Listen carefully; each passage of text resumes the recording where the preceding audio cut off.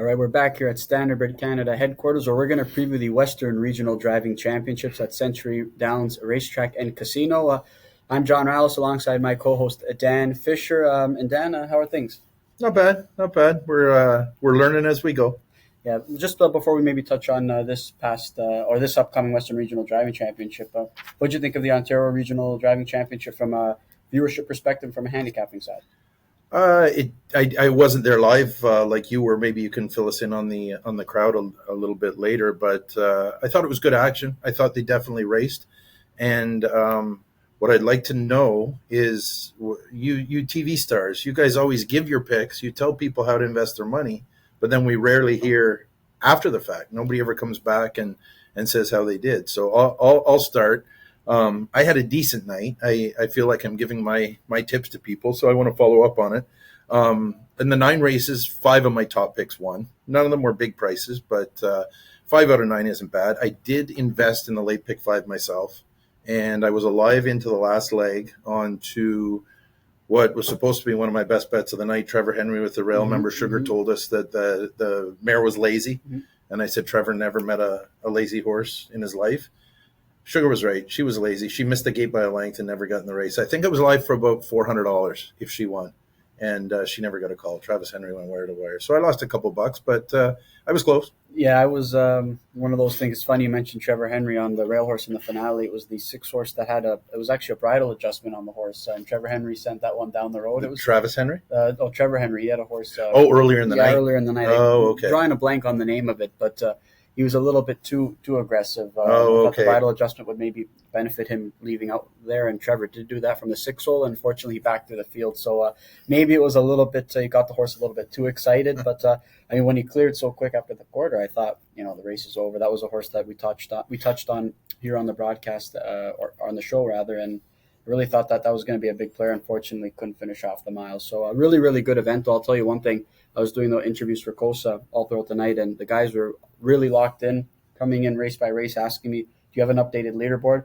The guys weren't. There was so much math to keep track of. They were mostly coming to me, and credit to our Standardbred Canada team, Jeff Porchak and Jade Regina, who did an excellent job filling in and keeping track of all the scores and providing it to me, as well as the Western Fair representative. So they did a great job with the math. I'm not a big math guy. So I was going to say, what are they asking you about math? No, they're just providing me the numbers. They're the calculators and giving me all the easy work. So they did a great job, and they've got a busy next few events as well. So it was a great time, and I think that that Tyler Borth got the job done, his first ever tournament. I think we touched on that, right? I mean, a great budding star in this sport. Yeah, for sure. Maybe it helped him a little bit to have his be at his home track, what has been his home track. But confidence goes a long way in the sporting world, from hitting a 3-foot putt to driving a good horse. And the kid's been winning races, like I said, ever since we put him on the cover of Trot. We're waiting for our 1% commission. He hasn't sent the check yet, but no, he's been doing great. And so it's no surprise him and James and of course Dougie. Dougie is the third guy from Ontario that'll be in the NDC in Quebec. I do want to share a little anecdote, though. It's funny, though, because it was so tight for the second spot, right, going up to the last race. And I believe Louis was driving a Francis Guillemette trained horse, and he left out of there, sat the 2-hole to a 40-1 shot who Porth was driving, and everyone was expecting him to remove. He didn't remove. Actually, Louis came back in the paddock after the race, and he came to – I had actually interviewed him just before he was set to go to the horses onto the racetrack, and he said to me, kind of screwed me there a little bit, kid. I mean, he said, I didn't know the horses in the race. So when Tyler bolted out of there, he figured he seems pretty good, feels pretty good. Yeah. He's a horse I want to follow. It wasn't the case because he kind of he backed into him a little bit. It honestly probably costed him the win and a lot more points. So if you're watching, Louis, sorry about that. I might have costed you a berth in the NDC, but I don't think he's going to hold too big of a punch. Oh, no. Louis doing all right. So, like I said, we're going to preview the Western Regional Driving Championship, but we do want to touch on some housekeeping leading up to the events itself, and we'll let Mr. Dan Fisher take care of that. Yeah, just to remind everybody, I think most people have followed along the past number of years, but just to remind people, we'll have 9 drivers in the NDC in July at Trois-Rivières in Quebec, and 4 regionals, the top 2 from each, which will be James and Tyler, as we just mentioned. Along with the top 2 that qualify from the Western Regional, which we'll be previewing today. There'll also be the Atlantic Regional in May at Charlottetown, and then the Quebec and Eastern Ontario Regional that will take place in early June at Trois Rivières. So you get the top 2 from each, and the 9th is Mr. Doug McNair, who is our defending national champion, who gets an automatic berth to the final. And of course, the final will be hosted at Trois Rivières for the first time ever, which will be taking place on Friday, July 5th. So you've been working on your French? Just a little bit, yeah. Petite, as they could say. But yeah, we've got lots of store for you on this show. We're going to do some handicapping. We're going to bring in a couple of guests, as we did with the last show that we did. So, Dan, since we did so well the last time, let's get to it and start with our thoughts here. Sounds good. Shall you want to go first, kid, or do you want me to take the first? Elders first. Oh, well, I don't know. We're pretty close in age, aren't we? We are, I would say. I'm getting some grays. So the competition starts in the 4th race at Century Downs, and it's a tough race for me. Nothing just really stood out at me. I did want to mention that at London, there were 9 races, and 3 of the 9 winners were first-round picks. So I guess the drivers, they obviously have some opinion. Not all the drivers in the Ontario Regional are from London, so they didn't necessarily know the horses that well. But here you've got guys from BC as well as the Alberta guys, so they don't all necessarily know the horses. I think of the 8 races today, I think my top pick, 4 of the 8 are horses that went in the first round. So in this first race, I do lean towards Dave Kelly. It was his first pick, and he drew the rail. And the rail does have a 22% winning percentage at Century Downs. It's by far and away the best post. The stats are all on the Standardbred Canada website if you want to go to racing statistics. We have post position statistics for every track in Canada there. But the one hole is the best. Dave did qualify this horse in early March. He's not the regular driver on this horse, but he did qualify this horse in early March and finished second, beat a nose in 59. And a mile like that kind of brings her into play here. So it's his first pick, and he got the rail. I also look at the Kelly Hort starter from the 2 hole.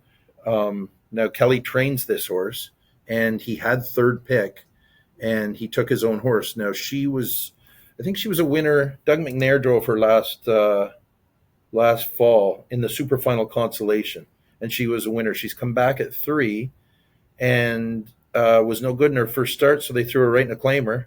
And she was a close 4th, beat just 3/4 of length, and now she adds Lasix. So I lean on her a little bit too. I'm going 3 deep in this one. I'm actually using Mike Hennessy on the 3 as well. Mike is the regular driver on this horse. He had 4th pick in the race. She did win in this class 2 starts back. So for me, it's the best. The inside post, I'm looking at 1, 2, 3. I completely in agreement with you. My top pick is going to be Woodmere Arthur Jane here in the 4th race, and I'm kind of surprised that I know was the 4th selection in this race. I thought this mare would have been selected a lot higher. I know made a miscue in her most recent, but was a winner here at this level 2 starts back. So I'm going to give Dave Kelly the advantage here with the rail advantage. You touched on the statistic. I mean, clearly you're doing your homework there, Dan. Touching up on that. You got to try and cover as many angles as possible. So Woodmere Arthur Jane, that's going to be my top pick, and some familiarity, like you mentioned, right? I'm qualifying this mare on March 16th, so like that he gets to reunite with this one in a pari-mutuel start here to kick things off in this competition. Sounds good. We'll give you first nod in the 5th race. And we're going to go here to race number 5, and I found this to be a pretty interesting race, though. Dan, especially got the morning line favorite list placed, 2 starts from the outside, a 2-1 morning line. You know what? Had the rail 2 starts back though, had everything his own way, and unfortunately just couldn't get the job done. And then last time, cleared to the lead, opened up by a couple lengths and just fell short. So I know he draws the outside. I think that's probably a horse that I would maybe look to play against. I know it was Mike Hennessy's top pick, but he's probably one that I'm going to look to race against. A 13-year-old who's been racing steady. He's been racing week after week, pretty much every weekend. So I probably look to the inside here. I'm kind of intrigued with the 3 Triple Lane Mister. Actually, I think that Dave Houdon typically likes to get a little bit aggressive at times when he does sit behind the horse for the first time. He's going to pick up the drive here. I know the horse hasn't won in 2 years, but sometimes a change of scenery is going to help a lot, right, Dan? And race post position 3 Triple Lane Master. I think that Dave Houdon from the inside is going to get aggressive, and maybe that's all he needs to get it done. But again, the win record is a little bit not something that's the most inspiring. you're swinging for the fences, kid. I sure am. I give you credit. Sure am. He got this horse. He got this horse eighth pick. Everybody else turned it down.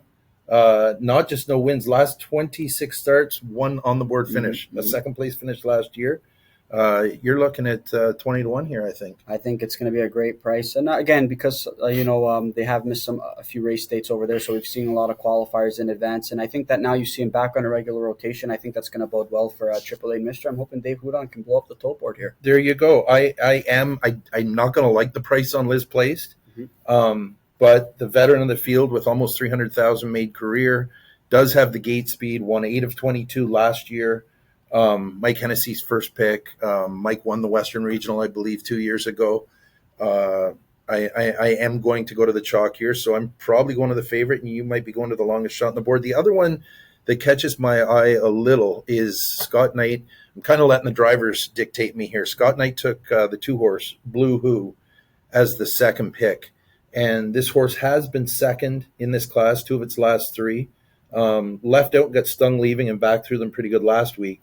But 2 weeks in a row before that, the horse finished second in this class and looks like he was first over both trips. So because the 7 post scares me a bit, I think I'd use the 7 and the 2 here. But you know what? If you're 3 wins, I don't mind losing because your pockets will be full and I'll borrow some money off. We'll kind of be rooting for each other there in that 5th race. So, yeah, I think this is a pretty wide open affair. You got a lot of 5 claimers, kind of some racing a little bit out of form the last few starts, and some are racing pretty well. So I think it really makes for a wide open affair. And we're going to move on to race number 6. And it definitely does. Race 6. This is where I noticed the top 3 picks drew the 6, 7, and 8 hole. So for me, this spells a race where you might get a bit of an upsetter. And just to clarify for fans, they did do a draft. So Nathan Sobey had first pick here. And after he chose the 8 horse as his first pick, that's when the horse drew the 8 hole. Dave Houdon had second pick, got the 6 hole. Dave Kelly had third pick and got the 7 hole. But I'm not sure why Sporty Jules, the 1 horse who is my single in this race, was left to go 4th overall. Now there's a slight jumping class. Looks like she went from a 10 claimer for numbers of 20 life to a 10 claimer for numbers of 40 life. So it is a slight jumping class. But last time she had the rail 2 weeks ago in a 10 claimer, she just jogged in 56 and change, which is the best line on this page. And Scott Knight got her 4th and drew the rail. And I don't need anything else because the top 3 picks drew outside. I'm singling Sporty Jules here. I couldn't agree more. And you and I both touch on all the time just how detrimental the second tier can be, right? We're not fans of horses who don't have their noses on the gate. I know some horses can benefit, and maybe it doesn't mind some horses, but that was a pretty tough move. I think they go 8 wide, though. First off, I had a trailer last time. Oh, yeah. Last time. Yeah, no, you're right. Yeah. Okay, yeah. So last time I had the trailer from post position 9, and, had to make it was a much tougher trip than it needed to be. And now we saw the last 2 starts back, had the pole position and was able to control things gate to wire. I mean, regardless of where this horse drew, though, Dan, I'm surprised that it took 4 spots, 4 picks for this guy to get selected. Yeah, the local guys are given. Well, Scott Knight's a BC guy. Maybe they wanted him to feel welcome, and they threw him a bone here. What do you think? Well, yeah, I'd say no shot. 383 UDRS. He doesn't need any any bones to be thrown his way. But driving for Top Connections and Travis Ellis as well. So 411 training. Yeah, so it's a pretty big deal. We talk about change of scenery. I think that the 7 hard ticket. I think that's an intriguing horse to maybe give a look at. What do you think? Yeah, my picks here are 1, 7, 3 in that order. I am only using the 1 on if there was a multi-leg wager here, but the 7 is my second pick. And although the horse is 1 for its last 40. There's a few in here that have similar stats. I'm not familiar with the regular driver on this horse, but the regular driver is the trainer. And I did do a bit of a search, and Dave Kelly is a real strong driver, and the regular driver hasn't had a win in the last couple of years. Yeah. I know he doesn't drive a whole lot, but I'm thinking, like you say, a bit of a change in scenery. You get a new driver up behind, and the horse does show a little bit of gate speed in the past. Well, we've seen him leave from pole 7 in his bottom line, right, which he draws tonight. When Phil Giesbrecht drove. So we know that there is gate speed when he's summoned early. So sure, yeah. The 3 was the other one I just put on there. Now the 3 had better lines previously, but was off 6 months, and it's only had a couple starts back. Kelly Hort in the bike, a bit of a wild card, but at the right price, the 3 might be tempting. I really think the tightener is going to bode well for Agricola, so that's definitely one that I would consider underneath. But you and I both in agreement, Sporty Jules, a Stone Cold single, back drawing the rail and avoiding the dreaded second tier. Down the road, Scotty Knight. That's it. That's what we're hoping for here, and we're going to move on to race number 7.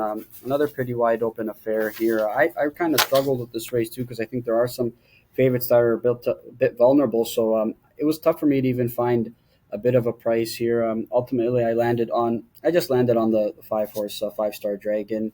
I think that this horse has pretty handy enough, can leave to the outside, has shown some pretty decent miles or final quarters on the end of it. I think if he sits a pretty good trip, I think that Scott Knight can find himself in the winner's circle here. What about you? You might be right. It's another race that it is wide open, and the top 2 picks got the 5 and 6 hole, which aren't the 7 and 8 hole, but they're still not great. So it may open things up for a bit. I'm going against common sense here and taking the 8. I would rarely take the 8 on a track where they go 8 wide. But I did a little bit of research. It is the horse's first time in a claimer, which is an angle. But it's also a second start in the Brandon Campbell barn. Mm-hmm. And Brandon Campbell's off to a bit of a slow start this year, but he usually has a 400 training average every year. So I will call him a high percentage trainer. The qualifier, 2 lines down, won the qualifier in a slow time, but came a back half in 58 and 2, shows a little bit of speed. And I looked this horse up on track. The horse does show that he can leave in 28 and 2, first quarter at Fraser, did that a couple times last year. So you mentioned Dave Houdon likes to put them in play. I'm hoping Dave Houdon looks at the program and says, you know what, this is a weak bunch. I know I got the 8 hole, but Brandon Campbell might have made a difference on this horse. I am throwing in the 6 as well. Alpine Billy. He won his last at this class, but he doesn't have gate speed, and he will be at the mercy of the pace. I'm only using a few to back up because when your top pick's the 8, I'm not singling an 8. So I'm throwing in if they do set it up, Alpine Billy might be able to get with a second or third over, might be able to get up. And this is another race where I'd be using 3 horses and I'd be throwing in the rail. I guess I am a vertical. And the horses had the 8 hole last 2 starts. Horses just put in a claimer 2 starts ago and has had the 8 hole first 2 times in a claimer. So it's 3rd time in a claimer, 1st time with a good post, has the rail, has Mike Hennessy. 8, 6, 1 for me in that order. But I don't love anybody. Oh, you and I both going price shopping in different races with driver Dave Houdon, so we'll definitely get rewarded if he's able to cross the line first. And we're going to move on to race number 8 in this competition. And is that me? Dan, your turn to get first crack. Here's a horse that I think we're both a little familiar with that has the rail. And I'm not trying to reinvent the wheel here by taking a lot of rails. We did tell you the rail has the 22 win percent. Kelly Hort is a guy with a high average. He can drive anywhere with anybody. And Moonstruck is a horse that Nicolucci had here in Mohawk and won in 52 and change a year ago. She's out west now, obviously, as a 4-year-old. And she does have gate speed, and she does have Kelly Hort from the rail. And she wired them last week in 55 flat. That's pretty much all I needed to see. And I'm throwing in the 8 horse as well here. Again, not a post that I like, but look at her lines. I mean, she's 7 of 11 this year, basically all in this class. It doesn't matter if she has the 7, the 5, the rail. She's always on top of the quarter. She's on top of every post. And twice she's in her last 6, she's hung on to win. The other time she's been second. I can't throw her out, but for me, it's 1 and 8. And I was surprised that she wasn't picked. She was I think she was the 4th selection. She was the 4th selection, so again, which again, a horse who's with those race lines. Then I mean, she's got 4 wins in her last 6 starts, right? I mean, 11 for 7 on the 7 wins and 11 starts on the year. So a little bit perplexing there. Does draw probably the worst post in this race, but again, she's handy enough where she can lead from the outside. I did ultimately land on Moonstruck though myself. I like the rail draw again. I think that Kelly's going to push out of there. Was a convincing winner, and I just think she's faster than all these fillies, right? We talked about what we've seen from her here in Ontario. I think she's just got the most raw speed in this race. And again, we don't know the post position orders until after the draw's completed, right? But again, another mare, I should say, rather, that I'm a little surprised that she was. I thought there would be good consideration that she'd even be first pick. Yeah, no, she very well could have been. Dave Houdon, for people that don't have the draw in for them, had first pick in this race and took Jamaica Move, the 4 horse. But it's one that I'm going to leave off the Yep. ticket at this point. And Winless in 5 starts on the year, fourth, yeah, third place finish. Consistent, just not a big win candidate. no, you like to own her. She comes third every week, but you don't necessarily like to bet her to win. Not at this point. Now she won 9 of 30 last year. She could get that form back. Maybe Dave knows something that we don't know. And I think a wild card here might be Roulette Hanover as a little bit of a player here underneath too. I think that one, if things get a little bit funky up front, I think that she could definitely pick off the pieces. A daughter of all bets off, and we know what they've been able to do over the last year or so. All right, we're going to move on to race number 9, and Dan, for me, it's simple here. You talked about 22% win percentage. I know that she's the morning line favorite at 3-2. I think it's simple. If she stays pacing, I think that nobody beats her in this race. So short sell Hanover. I think she's boom or bust. I'm going to hope that she stays pacing, gets the job done. I couldn't agree more. I did the quick math, and this field is 2 for 69 this year, all told. So her, what is she? 0 for 6? 0 for 8 on the year. 0 for 8 on the year, and that doesn't really bother me because the field is 2 for 69. She looks the best to me. Giesbrecht with the rail. Say no more. She's my other single in the any multi-leg wagers. Yeah, I think that I don't think I can really add much else to this race. I think that this is a field who's kind of looking to get back on track in terms of putting forth a couple of inspiring performances. But I think short sell Hanover, coupled with the fact that she's got a great draw to work with, I think that she's obviously, if she stays at it, I think she's going to be awfully tough. I did tag one horse as a bit of a long shot chance to keep an eye on, and that is the 3 horse Follow Girl with Nathan Sobey. He is the regular driver on this horse. And he only had 5th pick, so it's not like he went out of his way to get her, but he is the regular driver, and in 9 starts this year, she has a win, 2 seconds, and 2/3.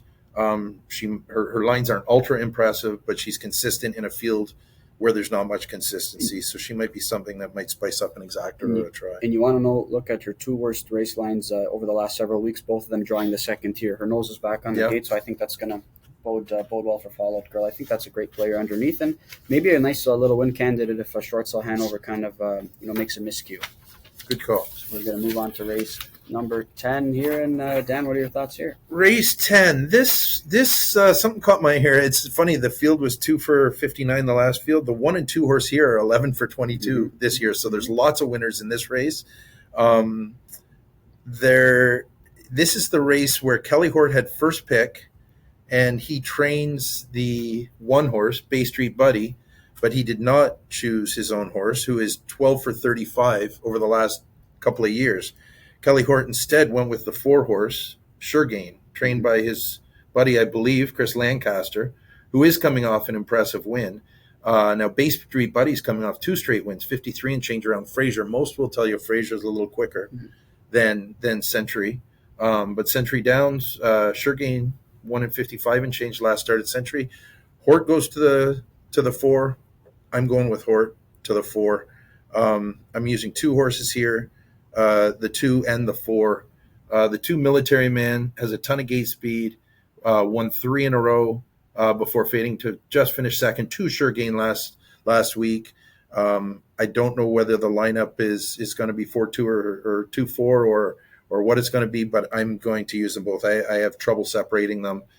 Trip may play a role in it, and I'm going to go ahead and leave the 1 out simply because if Hort didn't want to drive it, I'm not going to bet it. I completely agree with you, right? I think that this one's moving a little bit up in class here from the rail, and I think that Hort probably knows the horse population, at both racetracks. So I think if he's like you said, if he's picking against Bay Street Buddy, I think we can confidently follow a driver selection in there, given that he co-owns and trains that horse. So I'm on Sure Gain here.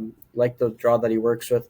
Not sure who's going to make front though, right? You talked on Military Man. He loves to be on the lead. I'm perfectly fine with Sure Gain sitting a pocket trip. I think that's a horse who is going to bode well for him. We saw him get the job done. Took a bit of a shuffle, but was somehow able to find the pocket and was able to deliver and sneak up there and get the job done at 10-1. But I think Nita Banko's a pretty sneaky player as well in this race, though. Danny was a pretty nice closing effort. Again, we talked about the speed that's in this race. If guys are pretty stubborn on wanting the front, I think this is a horse who can benefit. But how about Tasmania, though, Dan? This is a bit of bit of a pretty like a war horse, you could say, over there, racing every single weekend, going some tough miles. But I think those trips are getting a little bit too tough. You see that he takes air every week, and I think that right now he seems to be getting a little bit tired. So that's probably a horse that I wouldn't even consider using in this race. Yeah, you're right. The 5 and the 6, we talk about all the inside speed. There is a chance that they'll go to war and they'll all collapse on the front end. Mhm. The 5 and the 6 are the two to look at. We're going to have Dave Kelly on a little bit later, and I am going to ask him about his choice with this 5, because he took this horse second. Mhm. And to me, the horse's lines don't look like it warrants a second pick without much gate speed, in a competitive bunch. But if you notice who drove the horse last week, Dave's brother, Yeah, Colin. yeah. So that's a question I'm going to have for Dave a little bit later. Dave was actually at the Kentucky Derby. Oh, He is that was there, right? so he called up brother Colin to get the. So maybe brother Colin told him that this was a good pick for something, but we're going to pick Dave's brain about that later. Dave might give us some information that makes me add the 5 to my ticket, but for now, I'm gonna stick to the 2 and the 4 and hope they don't get run. But like you say, if they collapse up front, it brings a few others into play. Yeah, he was pretty wide on the turn, turning for home. That was a pretty good effort there by Anita Banklone. And you know what? I'm interested to hear Dave's thoughts as well, because maybe, like we touched on with the speed, maybe he sees all the inside speed and maybe or all the speed in general in this race and figures he considered tripping, maybe pick them all off late. So definitely that'd be maybe some little brotherly information passed along on Anita Banklone. I mean, the 1 is 7 for 15 this year, and the 2's 4 for 7, and they went 3rd and 4th. Mhm. So there's got to be something. There's got to be something there. You would think so. Or he's going to go to race number 11 here, and this is going to close things off. And what a wide open race! Honestly, if the standings are pretty tight going into this finale, Dan. This is going to make for an interesting race, because I honestly struggled with this race, because I think that this is a pretty talented group, and I think they're pretty evenly matched. I know Keystone Tenacious, that was a pretty good effort last time out, but this is a horse that keeps dropping down in class, and sometimes I have my concerns about horses that racing at the preferred at one point and now find himself in a 15 claimer here. So that's a bit of a concern for me here. I ultimately landed on Tin Can Timmy here. I'm hoping that maybe an inside draw can bode well for him. Maybe he can leave out of there with Dave Kelly, and he's actually driven this horse before, has some familiarity with it, and I'm hoping inside draw can work some wonders. But I really struggle with this race. I'm being dead honest. Yeah, I agree with you. It is the kind of race that it is difficult, and check the driver standings. Like you said, at this point, it might affect how a couple of these guys drive. If a guy's sitting in 3rd, a guy might have the 7 or 8 hole, and he might be 1 point out of going to the NDC, and he might change his tactics. Yeah. So you really have to check the leaderboard at this point. I don't normally, where I bet, which is mostly Mohawk, and I have a pretty good feeling for the horses, I don't necessarily handicap the trip. I usually play the best horse, in my opinion. But here, because I don't know the horses quite as well, I've kind of pictured how this race is going to line up, and I think it's going to line up 5-4. I think Keystone Tenacious is going to cut it out, and I think Mike Hennessey's going to sit in the 2 hole behind him. And the thing I noticed about the Mike Hennessey horse, Redstone Arsenal, is that this horse is trained by his dad. And Mike drives all his dad's horses, but I went back through these races because Jamie Gray's been driving this horse. And Mike did win with this horse, the bottom line here, but hasn't driven it much since, and it's because they always have 2 in the race. So Mike has been picking off this horse for quite some time. Now he gets a chance, 2nd overall pick in this race. He takes his dad's horse. I know Mike trains sometimes with his dad Rod in the barn in the mornings, so he'll know this horse. Even though he hasn't been driving him, he probably knows the horse better than anyone. I'm sure he's trained him multiple times. And I think the 5 gets a little weak on the end of it. Like you said, dropping in class isn't always a good thing. I think it's going to sit 5-4, and I think Mike Hennessey's going to get the win for his dad to close things out off the 2 hole trip. Tight-knit standings going to the last race. NDC berth on the line. Redstone Arsenal getting it done for Mike Hennessey and his father, Rodney. That would be pretty sweet, wouldn't it? Yeah. And again, if it happens, we'll take the credit for putting them on the cover of Trot last year. Absolutely. Yeah, we always got to, anytime Trot does something and drivers have success, we always got to keep it. But if something bad happens, it's not our responsibility. Listen, there's no cover jinx for Trot, because Scott did win the jug, right? Oh, knock on wood. Yeah. So far, Tyler Borth got it. Well, we put Scotty on the cover in July, and he went on to win the jug and the Hambo after that. So, yeah. That's our TROT Magazine plug, folks. Please. Shameless plug. Shameless plug. We got to do what we got to do here. That's our thoughts, whether it means anything or not, for this card. hopefully we were able to provide some nice tidbits in the most recent ORDC and in this upcoming WRDC. We're looking forward to it. Tune in on Saturday, and thanks again, and best of luck. All right, we're back, and as we mentioned before, we're going to have a couple guests here on the show like we did last time, and we're going to start off with our first guest this afternoon, and that's Josh Murphy, Standardbred Canada Director and Assistant Racing Manager at Century Downs. First and foremost, Josh, I just going to get your quick thoughts on what it's like that you guys are hosting this event. Yeah, it's an exciting event that we're happy to be hosting here. We've had the RDC here at Century Downs before, as well as a lot of our team did the NDC up at 2022 at Century Mile, but it's always fun anytime you got kind of the best of our region with a lot on the line. The racing gets pretty intense, and we have some good horses here we're looking to showcase, and it should be a fun weekend. The weather looks beautiful, going to be about 25 degrees, which after the spring we've had here is a welcome sight, and it should just be a fun event. Lots of stuff planned on track, as well as two pretty good cards this weekend and some preferreds to kick off the action, and then we get into the 8 RDC races later, but pretty excited here. I know kind of the horsemen really excited too to get some of the guys in the mix here, some BC guys, obviously Manitoba representation. Should be a fun day of racing. Now, Dan's going to touch on maybe a couple things regarding the draft call, but first and foremost, I just want to touch on just maybe talk about what you think about the format of the event itself, and maybe some of the integration of maybe doing the draft and the post position orders after, and talk about how you think that's going to fare from a competitive standpoint. Yeah, I really like the draft aspect. We kind of got a little bit familiarized with that at the NDC in 2022, and I know we've talked about it plenty of times, but part of the drivers, their day-to-day is making choices and picking between horses, and I like that aspect. Obviously, when they did the draft, they don't know the post, so that can hurt or help you, but I think kind of over the course of 8 races going to balance out to some extent, and it was interesting to watch kind of live and see some guys that I might have thought, this horse is kind of the obvious choice, and someone went with a different horse, and vice versa, and just some of the styles guys drive and the horses they want, and certain horses that they've never had a chance to drive, now they get to pick to drive, and it's interesting. Obviously, we do have some guys who train horses that are driving against their own or are driving their own in the competition, so that's always an interesting factor, and a couple that are some cool choices, and kind of will be fun to watch different drivers, as we're used to seeing this guy regularly drive it. Now there's someone completely different, but I really do like the draft that kind of puts some onus on them, not just a random draw that, I had no chance at the draw. Well, everyone kind of had the equal chance of a 1 through 8 pick, and that just adds more fun and more skill to the whole driving championship element. Do you have anything else to add? Agreed, yeah, and it also gives them less excuses at the end of the day, right? Oh, I had all bad horses. Yeah, I'm sure a couple guys will find some excuses, but yeah, a few less excuses. But speaking of character, was it I deal with some of the Western guys. We do some twos and training interviews, and Kelly Hort and Nathan Sobey are guys that always have lots of personality when we talk to them. Were there any good anecdotes from the draft yesterday that you can repeat on here, like a few laughs, or was it just general general ball busting amongst horsemen type thing, for lack of a better term? Yeah, a little bit of back and forth. A couple of guys, I think, didn't realize their mics were on a couple of times with a few comments that were said. So, got to use that mute button once in a while if you're not happy the horse you wanted to take was selected by someone else. But you know how it is. They're always kind of back and forth, and especially when there's probably kind of an obvious choice left, and someone was kind of hoping that I'm next in line. I hope the guy in front of me doesn't take this horse, and kind of, you stole my horse kind of thing. Sure. But a little back and forth. So it's definitely entertaining, kind of a fun process to watch. Kind of like a playoff pool draft style for NHL playoffs or something. Yeah, exactly. Kind of an interesting, fun one. And yeah, you have your eye on a horse or a player, and that gets scooped right before you. It's a little frustrating.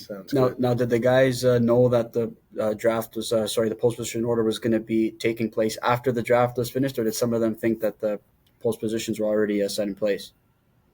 They were all notified of it, so I believe they should have all been aware, and kind of they got the draft copy of the program, which is kind of the 8 horses or 9 if there's the AE. So they kind of knew the horses, but obviously that can definitely affect it when a horse, you've seen plenty of horses, if they draw post 8 here, they might be 10-1. If they draw post 1, they might be 2-1. So definitely that adds another flair that a horse you might have liked, you hope kind of drew the inside and didn't, or vice versa. So definitely the draw made it an interesting factor as well. Yeah, I think it's definitely interesting, though, because you touched on the statistics from first choices in the ORDC and how they fared in the competition itself. And I think that sometimes it really puts a wrench in things, right? Because some guys probably wouldn't choose horse X if they knew where they were going to draw. But I think that's also kind of what makes this event pretty neat is there's a lot of stuff that's unexpected, but again, like you said, and we touched on, everybody's got the same playing field. Exactly. That's the best part about it is, I mean, everyone got a first pick, a second, a third, all the way through to their last pick. So at the end of the day, there's no perfect way to have an exact equal creation, but I think that was probably about the best way we could do it to give them a chance to have their opinions as well as try to make the competition the most fair. So it should be lined up for a pretty good racing card on Saturday. For sure. Well, and they still get each post once. I mentioned on our last broadcast that a number of years back, it was just always all the drivers' competitions were just wide open. You could draw the 7 holes 6 times out of 8 races, and you never had say in your horse. So this is I think it's a happy medium between everything. Yeah, I really like the way it's done. I think as more and more of these driving championships are done, you kind of learn and adapt. And I think we're at a pretty good spot now with equal playing field, but also giving them some choices and stuff is kind of a nice hybrid, kind of like you're alluding to, of everything to really have the best chance to have the best driver that day or best 2 drivers qualify for the NDC. All right. Well, Josh, obviously you're very familiar with the horse colony there, and you've got a pretty good eye for handicapping as well. So we're going to try and pick your brain a little bit in some of these races. We're going to highlight the late pick 4, though, on the card, which is, closes off the last 4 RDC races, I should say. So we're going to get your thoughts starting in race number 8, and we'll ask you about some of your best bets if you have any throughout the card, and maybe some value players. But we'll start off with the opening leg of this late pick 4 here in race number 8, and give us your thoughts. Yeah, I thought this was we kind of purposely put this race here to kick off the pick 4, just because I think it's kind of a bit of a trap race in a way that Outlaw Spice Drum, who's kind of been the queen of this 15 claimer class. I mean, I don't know if you guys have a morning line on your proof, but they got her 8-5, and it's awfully short to me when you look at the quality of the horses that's inside, and that's with no disrespect. But last time she had kind of an outwards post, she did get beat by Electric Amadeus, and I'm kind of intrigued down, but to start off my pick 4 at least, I kind of like Moonstruck. I thought she really raced big last time for the Kelly Hort Barn. That was a big back half, and that was in a race mixed with some 10 claimers, and there wasn't a ton of speed on paper there. She just made the front and looked really, really strong. Electric Amadeus is a horse you can never toss out, who's kind of rounded into form here and has actually won Mare's Preferreds here. And the other one that I kind of thought would be pretty live in here was a 5 Goodbye See You Later. Rod Hennessy had a pretty good start to the meet. Nathan Sobey, I know he picked this one relatively early in the draft. She's been chasing kind of the top class mares the bulk of this meet here, and now this is the easiest she's been in a while. So those are kind of the 3 I gravitated to. Probably lean towards Moonstruck on top, but mainly going to try to play a little bit against Outlaw Spice Drum, just purely for the post position. She's more than good enough and has been a great claim for the Travis Ellis barn, but just worry about the kind of trip she wants to have at the front, and if she's going to get the front, she's going to have to pay quite the price. I think you and I were in agreement with that, though, right, Dan, in terms of maybe going against Outlaw Spice Drum, despite just how good she's been as of late. Yeah, I think I mentioned that I probably put her on my ticket in a smaller way because I don't think I'd leave her right out. But yeah, I think John and I both went with the 1, same as you did, Josh. An Ontario sire horse that would. She kind of. Go ahead. Yeah, she just really took a step forward last time. She'd kind of been a little sluggish almost to start the meet here, and I mean, really woke up, and that was a big mile. And You Promised to a Second Binder's a pretty nice horse, a super final winner out here last year. So definitely a horse that's trending in the right direction for the Hort Barn. And I think from the rail, pretty similar field here. A lot of horses are probably pretty equal talent-wise, and I'll just take Hort to get a good trip there from the inside. All right, moving on to race number 9 here, the second leg of this pick 4. And Dan and I both kind of saw this as Short Sell Hanover being a boom or bust candidate. Josh, interested to hear your thoughts here. Yeah, I think you guys are exactly right. You either kind of single her in the sequence and move on, or you try to play against her. Didn't really have a ton of chance last time in the Bev Sears. That was a non-winner stake. That Outlaw Above and Beyond's a very nice horse for the Rod Starkowski barn, who's on an absolute tear and has won about 6 races in a row. The start before that, she's in against My Little Chloe, who's a horse that since graduated the condition claiming ranks and was actually racing up against those type of horses. And then 3 starts ago with Phil, she made a nice move up the backside, looked like she was going to jog off for fun, and then made that break. I think if she can stay flat, I mean, she should be the one to beat. Even that start 4 back, Mile Look at Me Flies, and an open claiming mare. She's kind of a 5 to 7 mare, but one of those ones that's pretty razor tough and has won 15 races plus lifetime kind of thing. So in here against condition claimers with the rail, Phil's very familiar with her. I thought he drove her really well 2 starts ago and kind of knows what works and what doesn't work with her. So she's kind of one I'd be looking to key on my ticket. I get there's some there's some vulnerability there when you see some breaks on the card and this and that. But I truly believe if she minds her manners, she is the best in here. Yeah, I like going thin early because I think the next two races to close out the competition and the pick four itself, I think that they're pretty wide open. So a race 10, have at it, Josh. Yeah, I really struggle, in all honesty, with this 10 claimer here. You got a nice mix of horses. I mean, you got a horse like Bay Street Buddy coming in from Fraser. I mean, that's always kind of a tough angle here. Horses coming over the mountains, they usually need a few starts to acclimatize to here. I was kind of a little bit intrigued by Military Man. He's just kept racing very well for the Greg Manning barn, former Century Racing Club horse, and he had to graduate out of the condition claimers 2 starts ago, and then last time that was his first crack against kind of the wide open claimers, and handled it very well. Got a lot of front end speed. I like Shergain a little bit. This was kind of a leg that I wanted to probably be 3, 4, 5 deep in, just because I think there are a lot of similar horses. Nita Bank Loans raced well. I mean, I like him at this 10 level a lot better than when he was up at the 15. Even Taj Mania has, had a couple tougher trips where he's had to do a lot of work, but he's one that can be on the outside for a good part of the mile and still be right there. And should be some pretty live flow. You'd think in these races here, guys are going to be out early and should be able to find horses to follow kind of thing. So not a super strong opinion in here, but definitely one where I'm going to be trying to use probably 3 to 4 horses to try to survive this leg.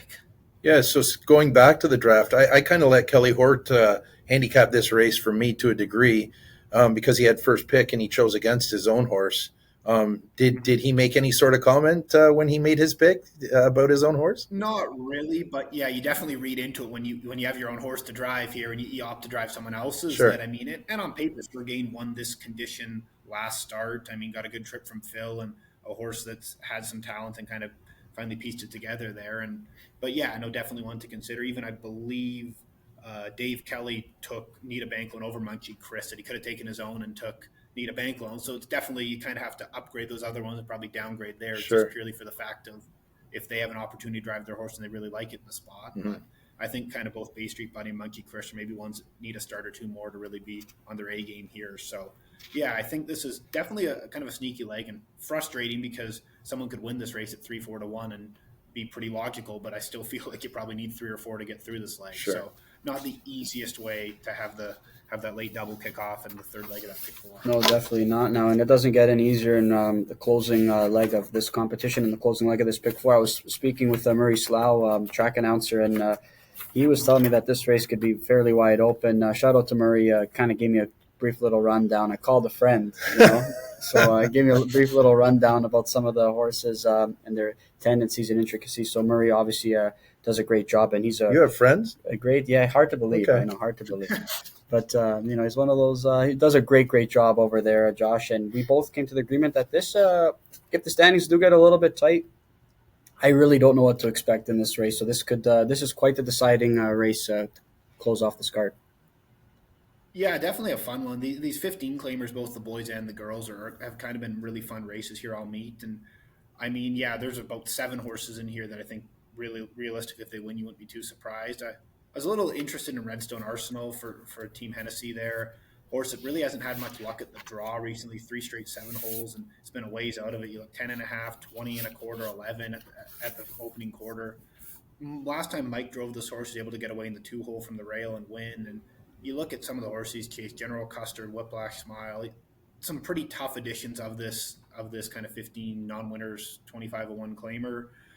I just think if he can get him a little bit more involved here, he's a horse that has a life mark of 51-1 out at Fraser and has tons of ability, or a life mark, or a 2023 mark, I should say. I don't have a life mark on here, but I think it was even 50 and change out there. He ripped off a couple incredible miles when he went out there. Kind of thought him and Keystone Tenacious were the 2 if I had to be thinner on my ticket at the end that I wanted. I think Redstone Arsenal might get along with him. Good draw here. And Keystone Tenacious is kind of an old classy horse who you don't have to go too far back to find him chasing around Shark Week in the preferred, even makes a seasonal debut at Century Downs in the preferred, drops in for this level last time, but runs into General Custard, who was probably the second best 3-year-old here last year, a horse that has tons of talent and probably win his race on Friday this week. And he's in the 20 claimer on the non-winners part, and he looks pretty tough. Those are kind of the 2 that I lean towards, but there's really, like I said, almost anyone in here wouldn't shock me. I just can't go all in this leg, and I kind of lean towards 4 or 5 kind of as my 2. I couldn't agree more. Then that's why I said if the standings are pretty bunched up going to the last leg, this race is going to be even more enticing for me. Josh, those are your thoughts in the pick 4, but do you have any maybe a horse that stands out to you in the card itself that you never touched on? One horse that I think might be a little bit interesting, or I kind of want to see the price on him, is in the 5th race, is Dubai Sealster for Phil Giesbrecht. This is a horse that he trains and is going to get to drive. And this 5 claimer is a little bit different this week. Kootenai Lager's won it 3 weeks in a row and isn't in it this week, so it's kind of wide open. And I guess think Dubai Sealster's had a bit of a rough go recently. I don't love post 6, but he's had post 8 here the past 2 starts, which is just really, really hard to overcome on this track. And his first start back, he was actually favored at this level this meet, and just got a little tired late. But now that he 4th start kind of in a row, a bit better draw here, he's kind of one of those that's the most capable at this 5 claiming level. I know his form doesn't look the best, but if Phil can work out a trip here and he's going to be 6, 8, 10 to 1, he's one that I kind of wouldn't mind taking a stab on. I'm not sold on anyone here, and I think they're all pretty similar, and just can kind of forgive him for a couple tough posts that post 6 should be a little bit better to work with. I think if there's a race to go swing for the fences, I really do think this is the race. Yeah, we both thought the favorite would probably be the 7, and the 7 hole would make him a little bit vulnerable. So I'm listening with open ears as well. Yeah, I just kind of thought that you're going to get 10, 12 to 1 on some horses that aren't a ton different than horses that are going to be 3, 4 to 1. So, and with any of these RDC races, I'm expecting lots of action, lots of friends to kind of follow out there. I'm not as worried about a horse getting an easy uncontested lead or that kind of thing. I think these guys will be driving pretty aggressively, which can definitely help if you have a horse that even a 6, 7 post that, maybe be a little farther back. I think Dubai Sealster's one that could benefit, and he can drive him to the front. He could easily make the lead if he wants, but he could also definitely come kind of first stop, second over kind of trip, depending what action unfolds in front of him. But he's one that I'm keeping an eye on. I wouldn't bet him if it was 3 to 1, but kind of monitor his price. He might be worth a bit of a stab. Now, I don't want to put you on the spot. I'm not asking you who you think the best 2 drivers are, but if you've had a chance to look at the card and see who you're picking, who you're choosing more often than not, can you give us a name or 2 that you think might, from your angle, have the best chance at advancing? Yeah, I think there's always a couple guys. I mean, I thought Kelly Hort he's always got a pretty good handle of stuff. I thought Nathan Sobey had a good draft. A couple of the horses that I liked, though, that he took didn't draw the best. But, yeah, I think Kelly Hort and Mike Hennessy are kind of my 2 guys that I'd kind of lean towards, just in terms, I mean, they're always they're always in the mix. I mean, it's too bad Brandon, unfortunately, not competing, because he's kind of one guy that I would have had up there. But, I mean, Kelly and Mike do a good job. And so those would be kind of the guys I lean towards. But it's definitely a fun dynamic, because I know just even watching the draft, kind of like, oh, I really like that pick. And then that pick drew the 7. It's like, oh, I don't like him quite as much now. And definitely that adds some layers to it. But it should be a good competition. That's a nice part. We got a good group of drivers lined up. So it should be pretty fun. And I go through, and I think most guys have some pretty reasonable opportunities to take advantage of. I don't think there's anyone that I kind of looked at and it's like, oh, I just don't think you have any hope kind of thing. That some guys, I mean, I thought Blake Panouk drafted a few pretty smart horses given some of the choices he had. That I think he picked some interesting ones. So should be really fun. Definitely, whoever wins is going to have to earn it, because there's no kind of real layups in the RDC at all. So that's good. I don't think there's too many heavy favorites either, which I'm kind of glad that there wasn't a total 1 to 9 shot, at least not that I've seen yet on paper, that someone kind of inherits and gets a free kind of win with. So that should make it definitely competitive. They won't go 1 to 9 until Rallis drops a few thousand on one at the last minute. Yeah, I don't know if he's a big player. The ADWs won't. Him and Murray team up and can make any horse 1 to 9, I'm sure.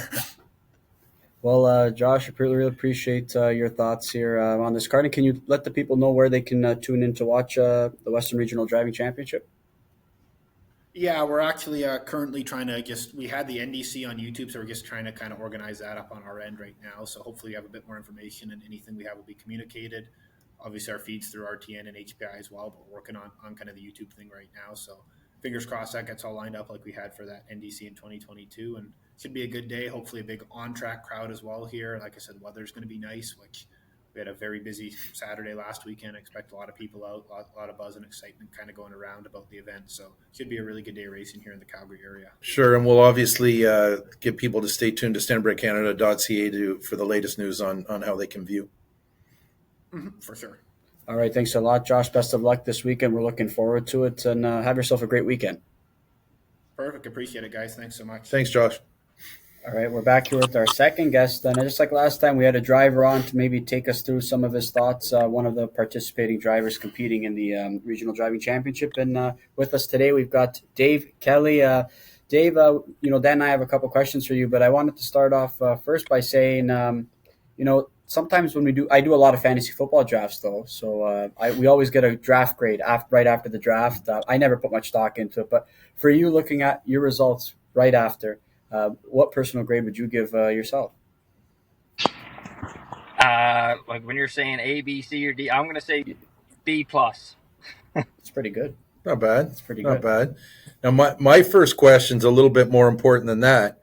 When we put you in TROT Magazine as separated at birth a couple of years ago with Chris Martin, the lead singer of Coldplay. I think you remember that. Yeah. I never got any feedback. Were the ladies all over you after that, or what? Did we boost your game a bit back then, or are you a married man? I'm not even sure. From that. There was no boost back. You didn't get the rock star treatment when we said you were a twin to a rock star? Not even a little bit. I think I got laughed at more than I got compared to him. All right. Well, we tried. So I'd say my second question to you. Some of these countries, when Kazakhstan goes to the World Hockey Championships, they know they have no chance. They're going to lose by 12 goals to Canada and stuff like that. Now you finished second in the last NDC to Doug McNair, who then went to Europe in Germany and a few other spots and finished second in the world. So does that give you an added confidence when you go into something like this? Not only could you win this, but you could be our national champion. You've got the talent too. You've got some experience now. You can see yourself going to New Zealand and representing and wearing the red and white. Let me hear your thoughts on that. Yeah, the last NDC was pretty cool. Like my grade for my draft after that would have been an A plus. I got 3, I think, of the 8 top picks that I had, and the trips kind of worked out. And Doug had an unbelievable night that night. It was some of the horses that he kept alive down the lane should have never been alive for that last quarter mile, but they were. And yeah, being second, it's a big confidence boost. It helps to know that you're still, you're right there with it. Every race can work out a different way, but I think I've learned from that too is the fact that like picking kind of a more versatile horse can help you out a lot, because what that horse is used to usually gets thrown out the window for these, and guys drive a completely different style. And so if you got something that's not quite one dimensional, it helps to drive, and that way there you're not kind of handcuffed to one plan A. That makes sense. Now, for David, it's a little bit different over there because you guys are pretty much familiar with all the horse stock, right? Whereas here in Ontario, there's a lot of guys, who were racing at Western Fair, driving a lot of horses were at the beach tracks, and they didn't have the same, familiarity with some of the guys participating, like the Travis Henry, the Tyler Borth, and the Brett McDonalds. For you, though, what was your deciding factor when you did make a selection on a horse? Did you tie it based on, horse allegiances that you have with certain trainers or the camaraderie, or did you just kind of decide on who you felt like was the best option for you? Kind of talk us through your game plan. It was a little bit of both, because I got 2 horses for Tom Miller that I normally drive for. But in the same thing, it kind of goes back to that, like having a versatile horse. Like the 2 that I'm picked for Tom, they can kind of do it up near the lead or come from off the pace. So if things get hot and everybody's leaving, I can kind of go to plan B. And literally, I tried to take the most versatile horse so that I could make the plan behind the gate and let things fall as they are. And I got 2 for Tom Miller. It's funny that I think I've driven somehow. I ended up with a horse, Do No Harm, which was my 8th selection in that race. That was the last horse I've given Do No Harm. She was the last one, and I've driven her in the last 3 driving challenges now, and I think she's been 3rd all 3 times. Nice. So for you though, I forgot what I was even going to say. Well, I'll step in then because mine kind of piggybacks on the same topic. But this is a specific one, and maybe your answer will be that it's a horse that can race either way. But in the 10th race, your choice of Need a Bank Loan, I just stood out to me a little bit because maybe on paper, to me, doesn't look like a horse that I'd take second. But then I did notice that your brother drove the horse last week, and it popped into my head. Did you and your brother talk about that horse at all, or was there any? Looked like he raced okay for Colin. People that don't know, Colin Kelly, who drives here in Ontario, is a full brother to Dave Kelly. Yeah, I didn't talk to him beforehand, but I had driven that horse for Jacques a couple times, probably quite a few times last summer. And then Okay. at the start of the meet this year, like, he was probably the best 10 claimer there. And then his last, 2 starts before that, I think he bumped up to the 15s. Jacques drove him himself, and he kind of didn't get into the race, the flow of the race and everything didn't set up. And then Blake drove him, and I think he got away way back. And then Colin drove him, but he was third and wasn't beat much, but I think he's seen every inch of the racetrack in that mile. So I'm hoping if we can get him a little bit handier of the rail, but I think he can be right there with him. Like I say, 4 or 5 starts ago, I think he won 2 or 3 in a row in the 10 claimer. So I'm just hoping that he returns to that form. And Gotcha.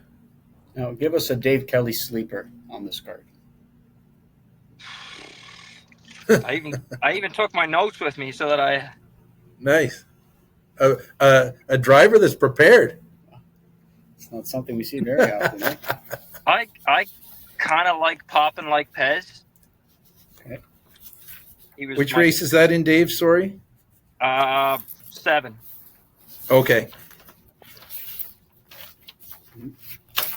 Yeah, tell us a little bit about that one. I've never driven him before, so I don't know why I like him, but I think he's not got a ton of gate speed, but I think there'll be enough speed in there that it should set up for me to kind of get into the race past the half, and hopefully I can have him in the right spot. And he shows enough speed to go with that class now that he's down in the claiming ranks. So, if I can get him in the right spot and things do get flying along like they usually do in drivers' challenges, I might be able to sneak that one out. It's definitely a wide open race. Well, he's winless in a couple of years racing, so maybe he just needs the sweet hands of Dave Kelly to get it done. Let's hope so. And what are you looking forward to the most this weekend, though, Dave? I just think it adds like an extra element of excitement. Like, you come to the track and you're always wanting to win and everything, but everybody drives a little harder. Everybody's a little more aggressive. And I don't know, I'm a extremely competitive person, so I kind of thrive on that kind of thing. Like, playoff hockey would definitely be my forte. 82 game regular season grind kind of gets tiring, but when you put a little bit more emphasis on it, it's a lot more fun. Well, in case people don't know, you're a Cape Brettoner, and I've played hockey with a lot of Cape Brettoners, and I know you're a competitive bunch. But so does the trash talking get going on in a thing like that too? In a friendly way, I mean, a lot of chirping and stuff. Yeah, I'm sure there'll be some mind games. I mean, what fun would it be if we didn't? Exactly. Now, for you though, do you feel like your experience last time out, finishing second in the NDC, though, does that make you even hungrier to kind of get back to that point and compete there? Oh, for sure. Like, we had a big debate last year so when I ended up second, like I said, I got my draft grade. My draft grade after that, I was like A+. I was like, I think I could actually commit to this on top. Trips all work out. And we had the big debate because last year we shipped a horse bonus round that races in the preferred here. We shipped them all the way to PEI for Old Home League for the Gold Cup sausage. That's kind of like a childhood dream to race in that. So that was on the same week as World. So if we did end up having to go, like, I was like, Doug, don't get hurt now because I'm halfway across the country. I'm halfway across the country with bonus round. I'm not turning around. Well, that really would have been very interesting, though. I think, though, Dave, I think it's interesting that you touched on the versatility and based on your selections, though, because it is after the selections, the draw takes place after that. So I do think that's a big angle that people maybe don't, consider when making their selections. I think that you don't know what post you're going to draw with certain horses. So I think that versatility and being handy is very, very valuable. Yeah, I lucked out last year. I picked Sewell and Hanover first overall, and I think I drew 7 or 8. And it just worked out that I kind of left out of there, and there was a gaping 3-hole because otherwise I was like, this is your first overall selection, you end up in the 8 hole, and you're looking at like that's not a good start to the draft.